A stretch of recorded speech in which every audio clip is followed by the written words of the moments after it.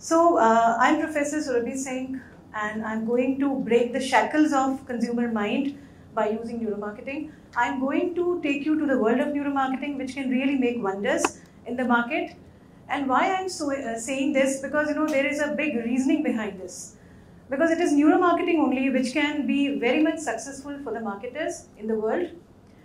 And again, if I talk about the origin, neuromarketing was started by Harvard University professor only, which is again considered to be the biggest university in the world.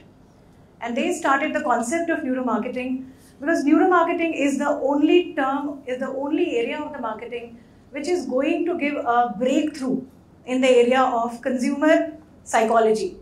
Because neuromarketing basically combines the cognitive science with the marketing. And I tell you, the use of 7 Ps, the traditional use of 7 Ps will not make wonders unless and until you are combining with the use of neuromarketing tool. Now, why is it so? Let me explain you that. Because we are going towards the artificial intelligence, data analytics, there are so much technology we are making use of, isn't it? But again, neuromarketing is the only tool which is going to give you a kind of a new product development, new breakthrough in the even advertising designing. Even in case of a lot of consumer research, you will be finding a lot of insights because of neuromarketing. Now, let me take you a few examples because again, without examples, my points will not be validated. Now, one of the examples which I would like to quote, that is of Hyundai. Again, Hyundai is always known for the marketing research. And marketing research is again a traditional research approach which is used by the marketers since the long decades, and they have been working on the quantitative approaches and the qualitative approaches since long, and they are actually deriving the results out of that so that they can actually satisfy the customer. Now you know very well in the current age, the customer satisfaction becomes a challenging word. Because even, I tell you, it's very difficult to even understand what exactly consumer wants. That is why Coca-Cola, PepsiCo, they also resorted to neuromarketing. They actually had to resort to neuromarketing because through that they could understand that how colors can play a major role. Coca-Cola chose the red color because of the neuromarketing tool only. Nielsen again it's a again global famous marketing research agency. They also resorted to the neuromarketing. They had mapped the brain with the ad campaigns and they tried to derive the electrical activity changes which happens in the brain because of the ad. So again, such tools are actually giving a lot of insights which can actually change the whole, I should say, the whole gamification in the whole world of marketing. Because again, if I talk about video games are again taking the use of neuromarketing because youths are very, very distractive. And we are catering to Generation Y and Generation Z because again, if I talk about one country which is called India, it's again a young country. We have lots of youth in our country. So again, if we want to satisfy them, we have to come up with a lot of micro movements kind of a marketing which can actually satisfy them. And that's why most of the marketers, they are making use of neuromarketing tools. Even Google and Yahoo, they are also making use of neuromarketing. Because in the e-commerce world, it is the content which actually creates the space in the market with respect to the sustainability and the profit. Because you know very well that without sustainability, the marketers cannot survive in the market. And that's why the example of General Motors and Ford comes when they had to exit from India. This is the reason. Because they are not able to make a breakthrough in the Indian market. Although they are the top US automakers in the world, everybody knows, So again, there lies a question, it means that there is some hidden, aspects of the consumer mind which still the marketers are trying to explore. And that is why neuromarketing is the emerging trend in the consumer behavior. Because without understanding the consumer behavior, you cannot actually come with the right marketing strategy. And when we are saying consumer behavior, then of course inputs are very, very important. And that's why global marketers like Nestle, Cadbury, they all are working hard to bring that kind of a stimuli which can actually, move the marketer towards move the customer towards the positive responses. Because it is the customer only who is actually give you the response of whatever inputs which you are giving to them. Like for example, the input which I am talking about, that is related to the product. Suppose I am changing the product, suppose being a marketer, I am changing the price of a product. Suppose being a marketer, I am changing the advertising, I am changing the distribution strategies. So these are some of the aspects which need lot of modification, lot of improvisation, and that really again is possible because of neuromarketing. So in my opinion, neuromarketing is the key to successful marketing. The future lies in neuromarketing if you really want to earn the competitive advantage.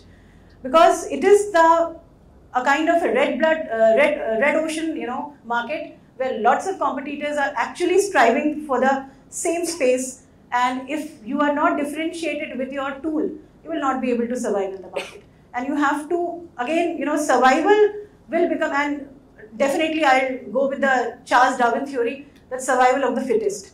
And the fittest will be one who will be making use of the latest technology and the latest tool, and definitely I'll go with the neuromarketing. So in my opinion, again, neuromarketing is the future of marketing, and there are many tools. I must say, like one of the tool EEG, that is called electroencephalogram, which makes use of the electrical activity. It basically uses the electrode studded cap, which is installed on the head of the person, and then through the electrical activity in the brain, it is just implied whether he is, what type of emotions is he feeling at that point of time. So through these, electrode, in fact, I'm really assuming that you all have heard about fMRI. fMRI is a process which many of the individuals have already, faced in the hospitals. Similar concept is there in the neuromarketing. fMRI is functional magnetic resonance imaging. It's again a technique which uses a magnetic field and which tests the blood oxygenation level in the brain.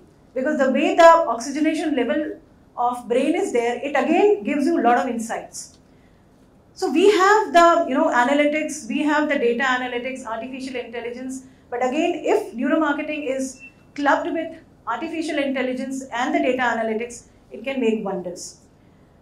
And in fact, I should say that if marketers want to innovate in the market, they have to make use of neuromarketing.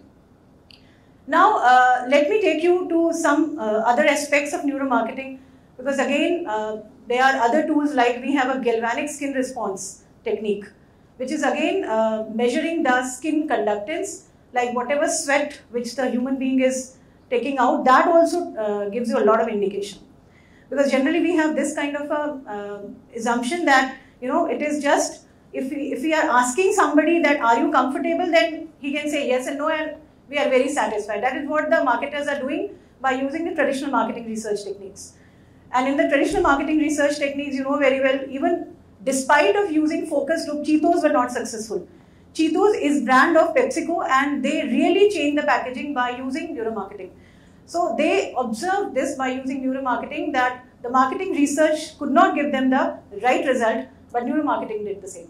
And that's why most of the good marketers and the global marketers, I should say, they are moving towards neuromarketing. Now, one of the limitations which is there of neuromarketing, one is the ethical dilemma, because again, you have to take a proper consent of the customers before you actually install the electrode, on their heads. It's basically electrode studded cap, and then if you are putting their head in the machines, because fMRI is a process, where you are putting the head of the customer in the machine, and you are just trying to assess the, electrical activity, blood oxygenation level, which is taking place in the brain. So basically, neuromarketing, it measures the physiological, electrical, and chemical reactions which is taking place in the brain. And brain is a controlling part of the whole body.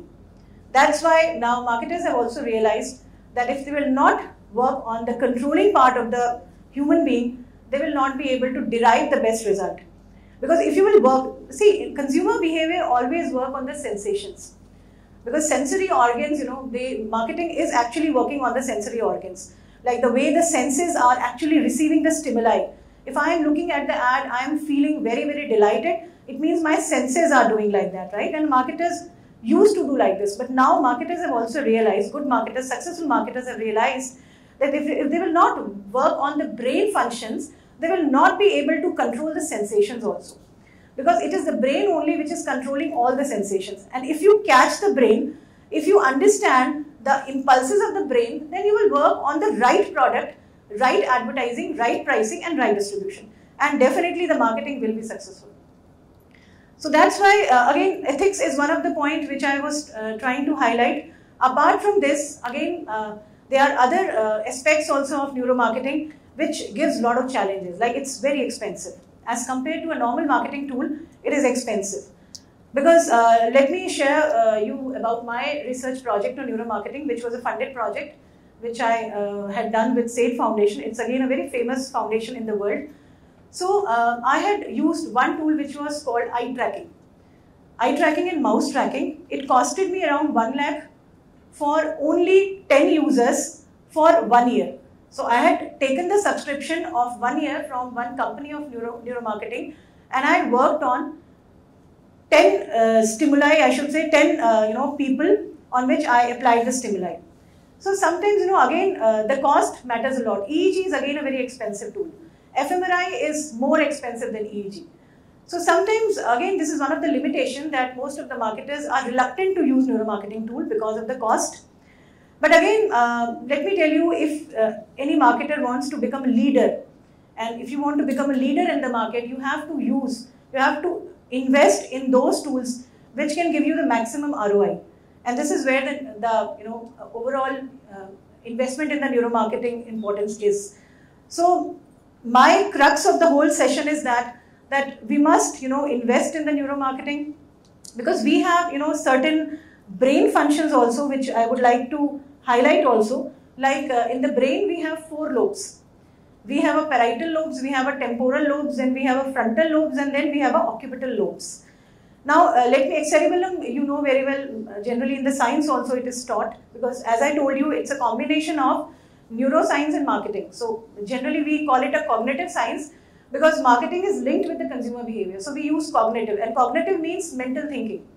So if you will not, if you are bringing so much changes in the various kinds of a product, you are actually making your customers to think, so that they can give you some inputs, and then again you are bringing some modifications in the product, right? So that's why we use the cognitive science and the marketing. So that's a combo of these two aspects which leads to the neuromarketing term. So this occipital is all about the visual thinking, and then we have a parietal lobe. Parietal lobe is all about sensation. Frontal lobe is all about rational thinking. Because if the customer is saying yes and no, it is coming out of that frontal lobe. This is a very important lobe in the brain, and the prefrontal cortex also lies in this only, and again lots of derivations can actually come out of this part of the lobe. And this temporal is the memory basically, you have the memory, you are looking at many ads every day, and it is not that you are wanting that product, you are basically looking at the ad, just it is there in your mind, it's in your subconscious part of the body, part of the brain. And that's why we are making use of neuromarketing, because consumer behavior says that if you will not understand the thoughts and the emotions of the customer, will not be successful in the marketing. And that's why we need neuromarketing, because it reads the subconscious minds of the customer. Let me give you some more practical examples. You must have seen even CBIs, they make use of lie detector test, because they know criminals will always say that yes, they have not done anything wrong. They always say they are a very ethical people, isn't it? Similarly, marketer also has to accept this, that the way they are collecting the data through the questionnaire and through the focus group also, which is a qualitative research technique of data collection, that will not give much correct result. They are again very inaccurate. Although qualitative research techniques are better than the quantitative research technique because of the accuracy of the result. But since there have been so many cases which are actually validating that it is not the qualitative and the quantitative, rather we can make use of the triangulation of the study. So if we make use of the neuromarketing, it can actually give you whole triangulation, quantitative, qualitative, as well as the neuromarketing, which is giving you some kind of a qualitative responses which can give the final result for the marketers. So I am not even excluding the concept of marketing research, because again Nielsen, the agencies like Nielsen, they are doing wonders because of the marketing researches they are performing. But yes, I will definitely say that it is the neuromarketing area only in the marketing which can break the shackles of consumer mind. Because consumer mind is having a lot of complexity, and if you really want to read the complexity, if you want to make it simpler, then it is possible only by using the neuromarketing. So these are some of the reports which I want to highlight. Yeah, this is the project which I had undertaken, I was telling you. So in the seconds, the emotions changes, which I was telling you, because emotion is something which is very, very, subconscious. The thoughts which are going in your mind, it is very, very hidden, which even you can't express to others, right? Because consciously, and again, I will take the example of Sigmund Freud theory. You must have learnt about this theory. He has also talked about the ID, super ID, and ego. So it's just like an iceberg, what you are seeing from outside, it is again very much complex from inside also. So from outside, we can still be a very simpler, but from inside, we have a lot of complexity. That's why we have to make use of such kind of an advanced tool, which is called neuromarketing. So this is one result. Then second result, I in fact studied also, which was on the ad of Flipkart and Amazon, which had again gave me a very great kind of a, I should say, insight that how even the eye tracking tool can give you a lot of idea about the attention span of the customer. That how the attention, it really can give you a lot of idea that where exactly the eye pupils, are falling on which part of the ad. That is also very important. And that's what, these all marketers have actually done the research. There is another example of a pet shelter project also in 2014, which had also, got the result of around increase of the traffic from 74,000 to 1,74,000 because they had used again neuromarketing on the ad campaigns, and it really resulted in a lot of sales, because for every marketer, it is a sales only which happens. And for pet shelter project also, the sales literally got manifold and they became successful in the whole use of the marketing for their project. So in the similar lines, all marketers, most of the top marketers, they all are moving towards neuromarketing. But yes, I would like to definitely give you certain figures. In the Asia Pacific region, there is a lot of potential. Because you know very well, we are very, very populous countries. Most of the populous countries are falling in Asia Pacific region. North America is not very populous, but it has a highest penetration of neuromarketing. It means most of the neuromarketing, concepts are being implemented by the North American companies, and that's why the maximum penetration is over there. Europe is also adopting it a lot, but yes, in Asia Pacific there's a lot of potential, and that's why I'm again reiterating the same thing, that neuromarketing must be adopted by the marketers, because it is the only unique concept in the area of marketing which can give an edge to the use of the marketing mixes. Because if we are using the marketing mixes by just, very simple kind of a formulas, by just working on the normal researches, it cannot give you a very unique kind of a result. Because after all, brand is all about creating a unique image in the mind of customer. And if we are not able to create that unique image in the mind of the customer, it means somewhere we are not able to read the consumer mind. And there lies the importance of neuromarketing. So we have to read the consumer mind in such a deep manner, so that we can come out with the right positioning strategy, and the distinct image of the brand can also be created. And that is possible by use of this kind of a tool only. And I have a last slide which I would like to show you. These are the packaging. You can easily identify through the packages. They are of PepsiCo, and they have done a lot of packaging design because of the use of neuromarketing. And PepsiCo are considered to be a marketing leader. Coca-Cola, PepsiCo, they are the market leaders. They have been using neuromarketing successfully for the last many years. So again, it is a high time that we must understand the importance of neuromarketing, and we must move our marketing efforts with the aid of neuromarketing tool. Along with artificial intelligence and the data analytics, definitely that will be always a kind of a surplus, result which we'll definitely be receiving. So that's all. Thank you so much for listening to me, and thank you for becoming patient.